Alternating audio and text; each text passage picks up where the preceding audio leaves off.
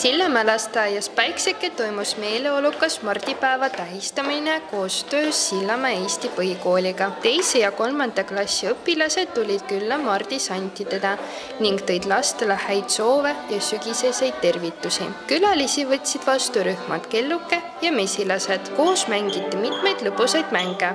Kerimine, tõmbamismäng ning värviliste vaipade võistlus, mis pakkusid lastele palju elevust ja kaasahaaravat tegutsemist. Ühiselt tantsiti ka populaarset tantsu Lappadu, mis tõi kõigile palju rõõmu ja naeru. Üritus andis lastele võimaluse tutvuda Eesti rahvakalendrit traditsioonidega ning tugevdas koostööd lasteaia ja kooli vahel. Täna Sillamäe Eesti Põhikooli õpilased käisid külas Sillamäe lasteaia Päikseke laste juures.